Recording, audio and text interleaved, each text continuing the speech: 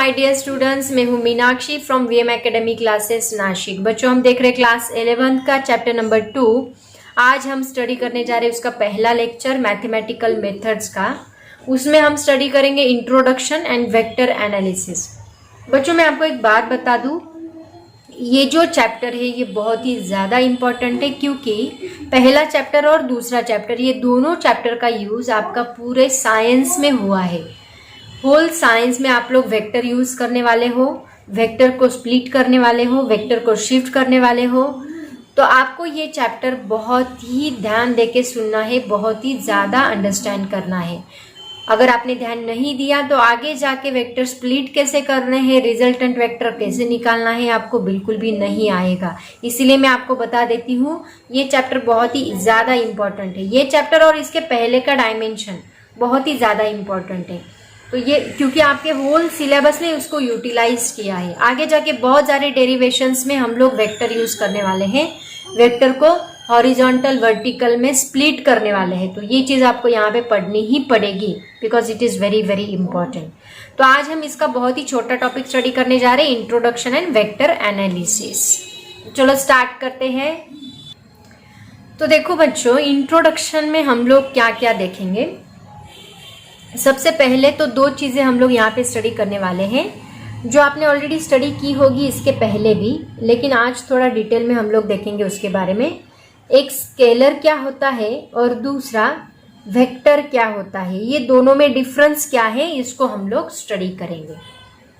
तो देखो बच्चों, इसके पहले के जो चैप्टर में हमने स्टडी किया, इसके पहले के चैप्टर में हमने फिजिकल क्वांटिटीज़ के बारे में डिटेल में स्टडी किया कि फिजिकल क्वांटिटी क्या होती है, और फिजिकल क्वांटिटी को डिनोट करने के लिए इसको रिप्रेजेंट हम लोग कैसे करते थे। फॉर एग्जांपल 1 मीटर, किसी फिजिकल क्वांटिटी हमने कंसीडर की लेंथ को हमने 1 मीटर ऐसे डिनोट किया। तो यहाँ पे दो चीज़ों से हम लोग इसको डिनोट कर रहे हैं। एक जो 1 है, 1 को हम लोग कहते हैं मैग्नीट्यूड, और उसी को बोलते हैं हम लोग वैल्यू, मैग्नीट्यूड और वैल्यू। और ये जो मीटर है that is called as unit, और उसको हमने स्टैंडर्ड नाम दिया था। ये हमने फर्स्ट चैप्टर में स्टडी किया। तो मेरा क्वेश्चन ये है, क्या only magnitude and unit, this two are the sufficient quantity to denote any physical quantity? तो मेरा आंसर रहेगा नो। ये दोनों सफिशिएंट नहीं है किसी फिजिकल क्वांटिटी को डिफाइन करने के लिए, किसी फिजिकल क्वांटिटी को रिप्रेजेंट करने के लिए। क्योंकि यहाँ पे लेंथ की बात थी तो ये 1 मीटर सफिशिएंट था। लेकिन फॉर एग्जाम्पल मैं आपको बताती, अगर आपको किसी के घर पे जाना है और आपको वो एड्रेस पता नहीं है, तो आपने उसको फ़ोन किया, जिसके घर पे जाना है उसको आपने फ़ोन किया, उसने बोला कि तू जहाँ पे खड़े, सपोज फॉर एग्जाम्पल हम कंसिडर करते कोई शॉप है वहाँ पे, तो यहाँ पे शॉप है, ये ऐसा रोड है, ठीक है, यहाँ पे शॉप है, आप यहाँ पे खड़े हो। तो आपको वो अगर बोलेगा कि वहाँ से, उस शॉप से 1 मीटर इतनी दूरी पे मेरा घर है, तो क्या ये इंफॉर्मेशन सफिशिएंट है एड्रेस के लिए? बिल्कुल भी नहीं। आपको पूरी इंफॉर्मेशन चाहिए होगी। तो आपका नेक्स्ट क्वेश्चन क्या रहेगा, मैं जहाँ पे खड़ा हूँ वहाँ पे मुझे 4 रोड दिखाई दे रहे हैं, एक इस डायरेक्शन में जा रहा है, एक इस डायरेक्शन में जा रहा है, एक इस डायरेक्शन में, एक इस डायरेक्शन में। एग्जैक्टली वहाँ से मैं कौन सी डायरेक्शन में 1 मीटर चलूँ? ईस्ट में चलूँ, वेस्ट में चलूँ, साउथ में चलूँ कि नॉर्थ में चलूँ? कहाँ पे चलूँ 1 मीटर उस शॉप से? ये आपका नेक्स्ट क्वेश्चन रहेगा। तो वो बोलेगा 1 मीटर से नॉर्थ साइड में मेरा घर, वहाँ से 1 मीटर नॉर्थ साइड में है। तो ये आपकी इंफॉर्मेशन कंप्लीट हो गई। मतलब देखो, किसी भी फिजिकल क्वांटिटी को रिप्रेजेंट करने के लिए वहाँ पे बस मैग्नीट्यूड एंड यूनिट सफिशिएंट नहीं है। तो उसके साथ साथ कभी कभी किसी फिजिकल, हर एक फिजिकल क्वांटिटी की बात मैं नहीं कर रही, कोई फिजिकल क्वांटिटी के लिए ही वहाँ पे डायरेक्शन बहुत ज़रूरी होती है। तो ये 3 चीज़ें, मैग्नीट्यूड, यूनिट एंड डायरेक्शन, ये 3 चीज़ें जब एक जगह आ जाए तो वो फिजिकल क्वांटिटी पूरी तरह रिप्रेजेंट हुई, ऐसे हम लोग बोलेंगे। लेकिन कोई फिजिकल क्वांटिटी के लिए हमें डायरेक्शन की ज़रूरत नहीं होती। फॉर एग्जाम्पल की बताती हूँ मैं आपको।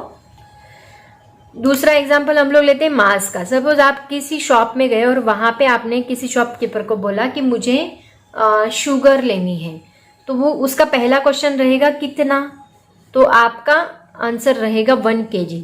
यहाँ पे आपने क्या डायरेक्शन बताई, 1 kg शुगर दे इस डायरेक्शन में, ऐसे हम लोग बोलते हैं क्या? बिल्कुल भी नहीं। वहां पे बस हमें 2 ही चीजें सफिशिएंट थी, एक मैग्नीट्यूड और दूसरा यूनिट, राइट ना। तो यहाँ पे बस मैग्नीट्यूड सफिशिएंट है, दोनों को मिला के हम लोग मैग्नीट्यूड बोल सकते हैं। मतलब ये फिजिकल क्वांटिटी के लिए हमें डायरेक्शन की जरूरत नहीं पड़ी। वैसे ही वर्क डिनोट करने के लिए हमें मैग्नीट्यूड बस सफिशिएंट है, डायरेक्शन की जरूरत नहीं रहेगी। Energy work done is nothing but the energy.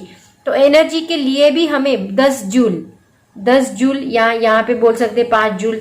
तो ये इसके लिए हमें बस मैग्नीट्यूड सफिशिएंट है, यहाँ पे डायरेक्शन बताने की जरूरत नहीं है। तो कोई फिजिकल क्वांटिटी ऐसी होती है जिनकी इंफॉर्मेशन बस मैग्नीट्यूड से सेटिस्फाई होती है, तो ऐसी फिजिकल क्वांटिटी को हम लोग बोलते हैं scalar quantity.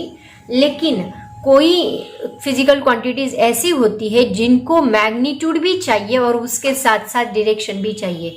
For example force is equal to 10 newton. ये इंफॉर्मेशन इनकम्प्लीट है जब तक मैं इसको डायरेक्शन ना लगा दूं।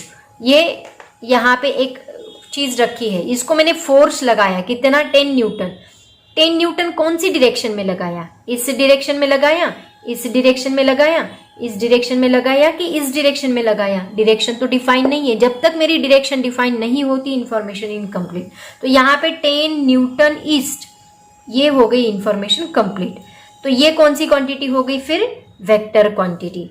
तो जहां पे बस मैग्नीट्यूड सफिशिएंट है तो वो स्केलर क्वांटिटी रहेगी, जहां पे magnitude as well as direction लगती है वो वेक्टर क्वांटिटी रहेगी। तो इनकी प्रॉपर डेफिनेशन जो है वो मैं आपको बताने वाली हूँ, क्योंकि आपको एग्जाम में पूछा जाता है define scalar and vector quantity, तो वहां पे आपको डेफिनेशन भी लिखनी है। तो उसकी प्रॉपर डेफिनेशन मैं आपको बताती हूँ।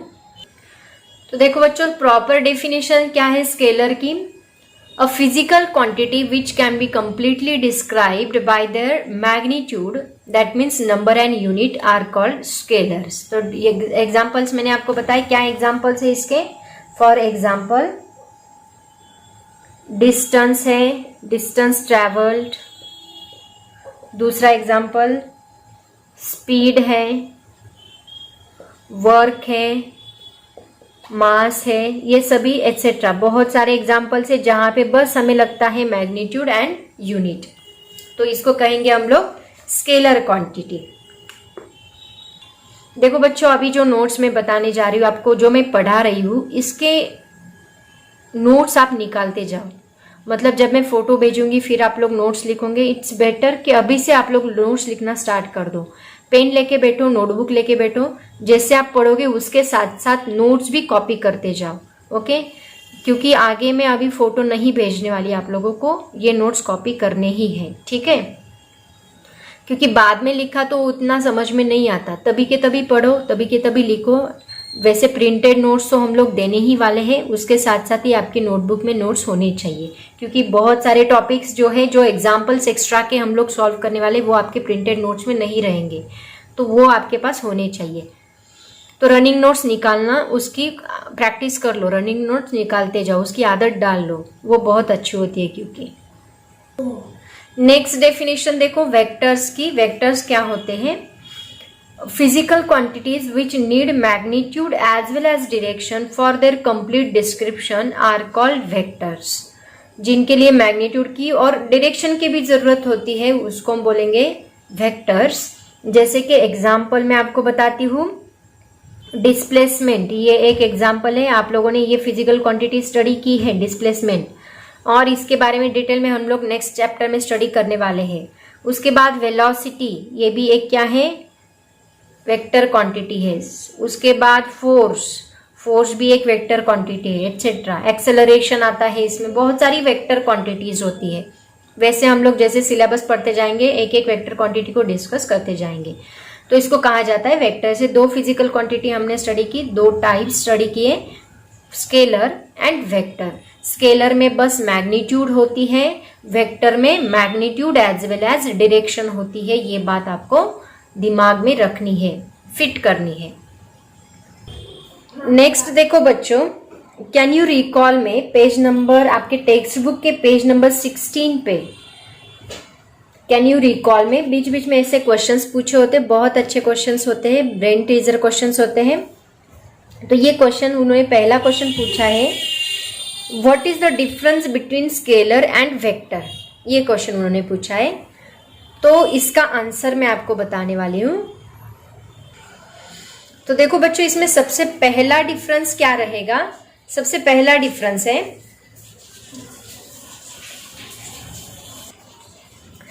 स्केलर में आएगा पहला difference, it has a magnitude only, और वेक्टर में आएगा it has a magnitude as well as direction.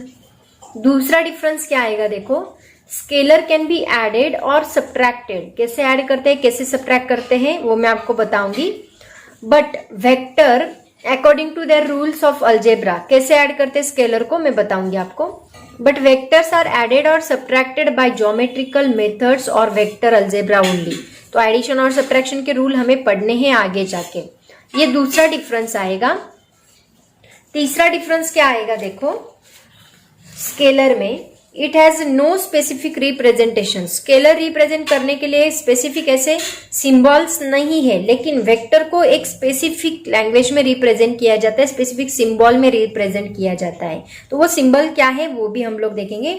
It is represented by symbol, arrow दिया है देखो ब्रैकेट में। नेक्स्ट डिफरेंस क्या है? The division of a scalar by another scalar is valid. मतलब एक स्केलर को दूसरे स्केलर से हम लोग डिवाइड कर सकते हैं, लेकिन the division of a vector by another vector is not valid, क्योंकि इसमें डायरेक्शन भी आती है। फॉर एग्जाम्पल दिए हैं, length, mass, time, volume etcetera are the examples of scalar quantity, and vector में displacement, velocity, acceleration, force etcetera are the examples of vector quantity. Okay, so this is the difference between scalar and vector. ये पहला question उन्होंने can you recall में पूछा था। Okay, उसके बाद second question देखो क्या पूछा है, which of the following are scalar और वेक्टर। और नीचे ऑप्शंस दिए उन्होंने, एग्जाम्पल दिए, displacement, distance travel, third velocity, speed, force, work done and energy. ऐसे एग्जाम्पल्स दिए, तो इनको आपको डिस्ट्रीब्यूट करना है स्केलर एंड वेक्टर में। तो चलो बताओ, सबसे पहले है डिस्प्लेसमेंट। इसके दो पार्ट्स हमने बना लिए, स्केलर एंड वेक्टर। तो सबसे पहला क्या है? डिस्प्लेसमेंट। डिस्प्लेसमेंट क्या होता है? वेक्टर होता है, क्योंकि डिस्प्लेसमेंट को मैग्नीट्यूड भी होती है एंड डायरेक्शन भी होती है। डिस्टेंस को बस मैग्नीट्यूड होती है, तो डिस्प्लेसमेंट वेक्टर में आएगा। सेकेंड क्या है? डिस्टेंस। डिस्टेंस स्केलर में आएगा। थर्ड, कैन यू रिकॉल में देख रहे हैं हम लोग, वेलोसिटी। वेलोसिटी वेक्टर क्वांटिटी है, जिसको मैग्नीट्यूड भी है, डायरेक्शन भी है। स्पीड, स्पीड स्केलर क्वांटिटी है। गाड़ी का हम लोग स्पीड बताते हैं तो बस वैल्यू बताते हैं। कैसे बताते हैं? 10 मीटर पर सेकेंड। लेकिन वेलोसिटी में क्या होता है? 10 मीटर पर सेकेंड, नॉर्थ, ईस्ट, वेस्ट, ऐसे हम लोगों को डायरेक्शन भी बताना जरूरी होता है। ठीक है, तो ये वेक्टर क्वांटिटी होती है। उसके बाद फोर्स। फोर्स क्या है? वेक्टर, क्योंकि फोर्स कौन सी डायरेक्शन में हम लोग लगा रहे हैं? 2 न्यूटन, दिस डायरेक्शन, ऐसे हमें बताना पड़ता है। Work done. वर्क डन क्या होता है? एनर्जी। एनर्जी क्या होती है? बस जूल में, मतलब हमारे अंदर एनर्जी है, हमने काम किया, कौन सी डायरेक्शन में किया ये थोड़ी ना हम लोग बताते हैं, बस हम लोग क्या बताते हैं? 10 जूल, ये वैल्यू बताते हैं। उसके बाद है एनर्जी। एनर्जी भी स्केलर क्वांटिटी है। Energy is nothing but the work done, 5 joule, 6 joule, तो ये बस वैल्यू हम लोग बताते हैं। तो ऐसे scalar and vector can you recall में उन्होंने पूछा है, तो ऐसे आप लोग आंसर लिखोगे। समझ में आया सबको? नेक्स्ट पॉइंट है बच्चों कि वेक्टर्स को रिप्रेजेंट कैसे करते हैं, रिप्रेजेंटेशन ऑफ वेक्टर्स। तो देखो, वेक्टर्स को 2 टाइप्स में रिप्रेजेंट किया जाता है। तो पहला रिप्रेजेंटेशन होता है ग्राफिकल रिप्रेजेंटेशन, एंड दूसरा रिप्रेजेंटेशन होता है सिंबॉलिक रिप्रेजेंटेशन। ग्राफिकल का मतलब क्या होता है? देखो, सिंबॉलिक रिप्रेजेंटेशन। ग्राफिकल के लिए मैं आपको एक एग्जांपल बताती हूँ। फॉर एग्जांपल देखो, एक बॉडी डिस्प्लेस हुई फ्रॉम पॉइंट P से लेके Q तक। ये पॉइंट P है, ये पॉइंट Q है। किसी बॉडी का डिस्प्लेसमेंट है P से लेके Q तक, तो हम लोग इसको ऐसे रिप्रेजेंट करें बाय एरो से, है ना, graphical representation. P to Q ऐसे एरो हम लोग दिखा सकते हैं। ये बहुत ही सिंपल रिप्रेजेंटेशन है, बस एक सिंपल एरो से दिखा दो, जिस पॉइंट से लेके उस पॉइंट तक एक एरो निकाल दो, यहाँ से यहाँ तक। इसको हम ऐसे नहीं दिखा सकते। बॉडी कहाँ से कहाँ डिस्प्लेस हुई, पी से लेके क्यू तक, तो पी से क्यू तक ऐसे एरो हमें दिखाना पड़ेगा। इसका जो एरो है वो इस डायरेक्शन में, बॉडी इस डायरेक्शन में जा रही तो एरो इस डायरेक्शन में चाहिए, एरो इस डायरेक्शन में नहीं चलेगा, ठीक है। तो पी से लेके क्यू तक ऐसे हम रिप्रेजेंट करेंगे। एंड सिंबॉलिक रिप्रेजेंटेशन कैसे होता है, इसको एक सिंपल लेटर हम लोग दिखाते हैं। फॉर एग्जाम्पल ए एक वेक्टर है जिसका नाम ए है, तो इसको हम ए से डिनोट करेंगे और उसके ऊपर एक एरो दिखाएंगे। तो ऐसे अगर हमने डिनोट किया तो ये कौन सी क्वांटिटी हो गई, this is the vector quantity. तो सिंबॉलिक रिप्रेजेंटेशन कुछ इस तरह होता है। अगर इसकी मैग्नीट्यूड आपको दिखानी है, वेक्टर ए की मैग्नीट्यूड हमें दिखानी है, तो मैग्नीट्यूड के लिए बस हम इसको ए ऐसे लिखेंगे, या फिर इसको हम लोग मॉड ए ऐसे लिखेंगे। ये किसके लिए है, दिस इज फॉर मैग्नीट्यूड। और बस अगर हमने ऐसे एरो दिखा दिया तो ये वेक्टर आएगा, पूरा के पूरा वेक्टर आएगा। इसको कभी कभी ऐसे बोल्ड लेटर में भी लिखा होता है, ये आपके बुक में नहीं है लेकिन बहुत बार इसको बोल्ड लेटर में लिखा होता है। तो इसका मतलब क्या रहेगा कि ये पूरा वेक्टर है। लेकिन अगर बस आपको ऐसे लिखा है या फिर ऐसे लिखा है तो समझ लो ये क्या है, बस मैग्नीट्यूड है।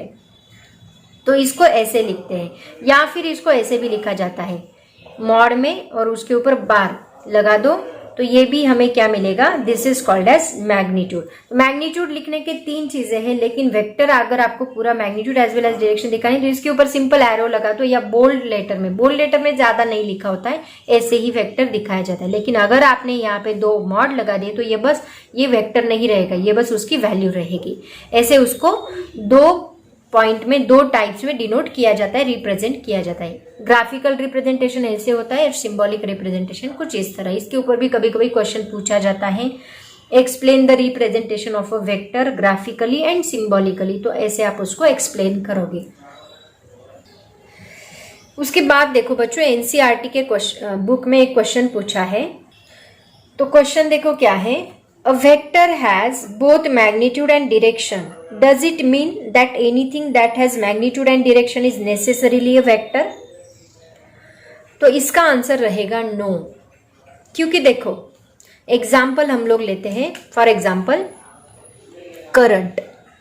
करंट को मैग्नीट्यूड होता है, डायरेक्शन भी होता है। हम लोग क्या बोलते हैं, ये वायर है, इसमें 1 एम्पियर करंट इस डायरेक्शन में फ्लो हो रहा है, तो इसमें मैग्नीट्यूड भी है, डायरेक्शन भी है, लेकिन करंट ये वेक्टर क्वांटिटी नहीं है। तो किसको हम लोग वेक्टर बोलेंगे, अगर वो वेक्टर को मैग्नीट्यूड है, डायरेक्शन है, लेकिन उसके साथ साथ वेक्टर के एडिशन के, सब्ट्रैक्शन के सभी रूल्स वो वेक्टर अगर फॉलो कर रहा है। करंट यहाँ पे सब रूल्स फॉलो नहीं कर रहा है। अगर ये वेक्टर सब रूल्स फॉलो कर, आगे जाके हम लोग एडिशन सब्ट्रैक्शन के रूल्स देखने वाले वेक्टर के, तब आपको समझ में आएगा। अगर वो वेक्टर, उसको मैग्नीट्यूड भी है, डायरेक्शन भी है, उसके साथ साथ सभी रूल्स अगर फॉलो कर रहा है, तो उसको हम लोग क्या बोलेंगे, वेक्टर बोलेंगे। तभी हम लोग उसको वेक्टर बोलेंगे। तो इसका आंसर आप कैसे लिखोगे, देखो पॉइंट वाइज मैं आपको बताती हूँ। सबसे पहला पॉइंट आप लोग लिखोगे, for a physical quantity only having magnitude and direction, for a physical quantity only having magnitude and direction is not a sufficient condition to be a vector. ये पहला पॉइंट रहेगा। For a physical quantity only magnitude and direction is not sufficient to be a vector. दूसरा point क्या रहेगा, तो फिर vector के लिए क्या चाहिए, a physical quantity also has to obey vector's law of addition to be termed as a vector. इसने क्या ओबे करना चाहिए, it should obey the vector law of addition. Vector law of addition क्या है, हम लोग स्टडी करेंगे आगे जाके, डिटेल में हमें इसको स्टडी करना है। थर्ड पॉइंट आएगा, hence anything that has magnitude and direction is not necessary vector. Third point में आएगा, फॉर एग्जाम्पल करंट जो है, इसको मैग्नीट्यूड है, डायरेक्शन है, लेकिन ये वेक्टर लॉ ऑफ एडिशन ओबे नहीं करता, तो ये वेक्टर नहीं आएगा। समझ में आया, ऐसे इसको हम लोग एक्सप्लेन करेंगे। उसके बाद देखो वेक्टर की और एक बात मैं आपको बताना चाहती हूँ कि वेक्टर में टेल एंड हेड, ये दो वर्ड्स हम लोग यूज करते हैं, टेल एंड हेड। तो इसको किसको टेल कहेंगे, किसको हेड कहेंगे। फॉर एग्जाम्पल एक वेक्टर हमने ऐसे दिखाया है, तो इसमें ये जो पॉइंट है जहां से वो स्टार्ट हुआ है इसको हम लोग बोलते हैं टेल, और जो यहाँ पे एरो बताया होता है उसको हम बोलते हैं हेड। याद रखो, ये भी एक रिप्रेजेंटेशन ही होता है। जहाँ से स्टार्ट हुआ ये पॉइंट इसको हम टेल बोलते हैं, और जहाँ एरो दिखाया होता है उसको हम हेड बोलते हैं। आगे जाके हम लोग इसको यूज करने वाले हैं, इसलिए मैंने आपको बताया है। ओके बच्चों, तो ये सब इंट्रोडक्शन मैंने आपको बताया है। तो आई थिंक आज के लिए इंट्रोडक्शन लेक्चर में इतना काफ़ी है। ये सभी चीज़ें नोट डाउन करते चलो, रनिंग नोट्स निकालते चलो। ऑलरेडी मैंने आपको बोला मैं फ़ोटो नहीं भेजने वाली, इसके बाद प्रिंटेड नोट्स हम लोग देने वाले हैं। तो फोटोज़ निकाल, नोट्स जल्दी ले लो, printed notes, it is very essential because. तो फोटो निकालो, नोट्स निकालते चलो और पढ़ाई करते रहो, बहुत ही इम्पोर्टेंट है। आज के लिए इतना काफ़ी है बच्चों। Thank you so much and bye bye.